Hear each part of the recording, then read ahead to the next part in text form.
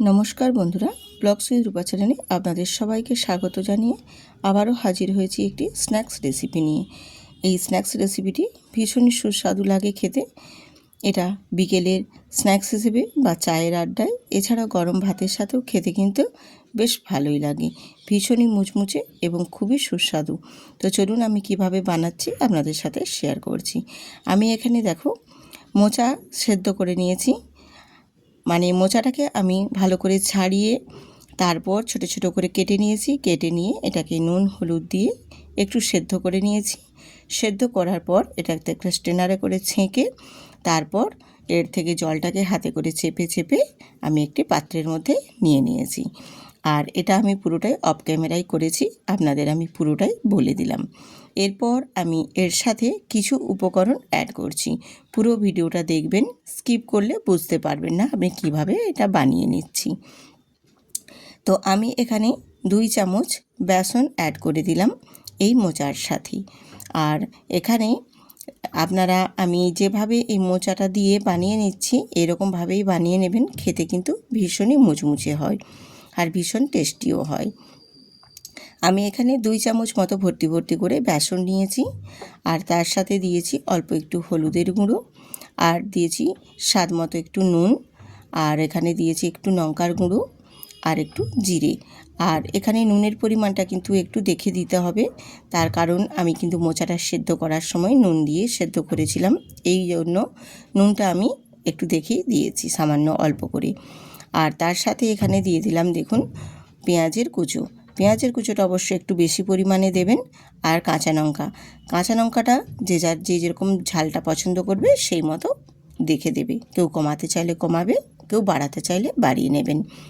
দিয়ে সমস্ত কিছু উপকরণটাকে খুব ভালো করে আমি আগে শুকনো মাখিয়ে নেব, কারণ মোচাটা যেহেতু সেদ্ধ করেছি ওটার মধ্যে অনেকটা পরিমাণেই জল জল ভাব আছে।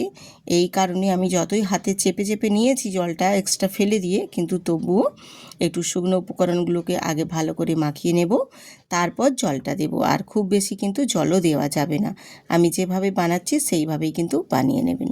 তো দেখছেন আমি কি পরিমাণে জলটা দিলাম, জাস্ট একদম হাফ চামচের থেকে একটু হয়তো বেশি হবে। আমি একটু জল নিয়ে সেটা মাখিয়ে নিচ্ছি। আর তার আগে আমি অল্প কয়েক দানা একটু চিনি দিয়ে দিয়েছিলাম, তাহলে টেস্টটা বেশ সুন্দর লাগবে।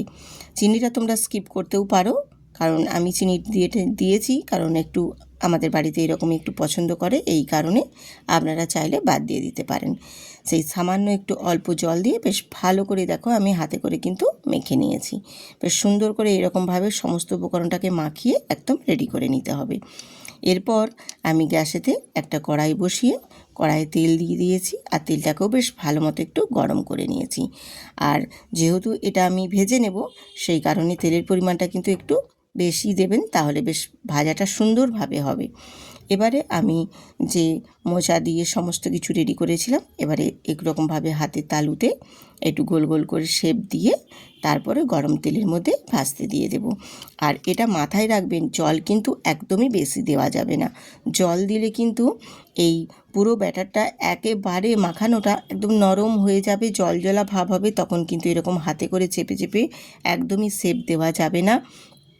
আর বড়াগুলো ভেজে নেওয়ার সময়ও কিন্তু একদম কড়ার গায়ে চিটিয়ে যাবে, উঠতেও চাইবে না। এই কারণে বলছি জলের পরিমাণটা একদম তোমরা দেখে দেবেন, একদম অল্প পরিমাণে দিতে হবে, না হলে কিন্তু একদম নরম হয়ে যাবে। যেহেতু নুন দিয়ে এবার সেদ্ধ করা আছে এবং নুনটাও দিয়েছি, এই কারণে এর থেকে আরও পরিমাণে জল বেরিয়ে একদম নরম হয়ে যাবে, সেটা দেখে কিন্তু দেবেন।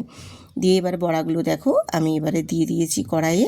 আর ভাজার সময় কিন্তু গ্যাসের ফ্লেমটা একদম প্রথমে মানে লো টু মিডিয়ামে রেখেই তেলটাকে খুব ভালো করে গরম করে নিয়ে তারপর আমি বড়াগুলো দিয়েছি। আর বড়াগুলো ভেজে নেওয়ার সময় কিন্তু আমি গ্যাসের ফ্লেমটাকে একদম লো করে দিয়েছি।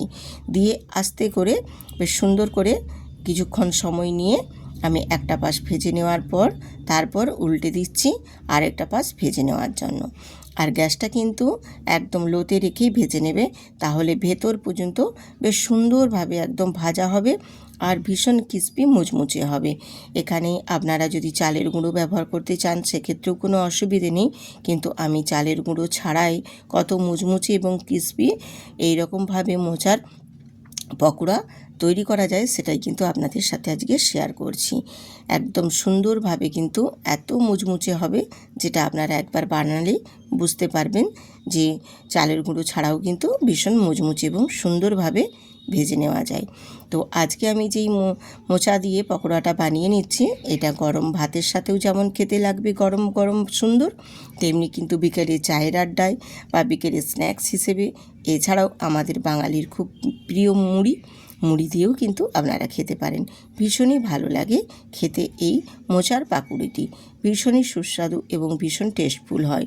আর এতটাই মুচমুচে এবং ক্রিস্পি হয় সেটাও আমি তোমাদের দেখিয়ে দেব। এরপরে আমি ভেজে নিয়ে তুলে নিচ্ছি সবগুলোকে।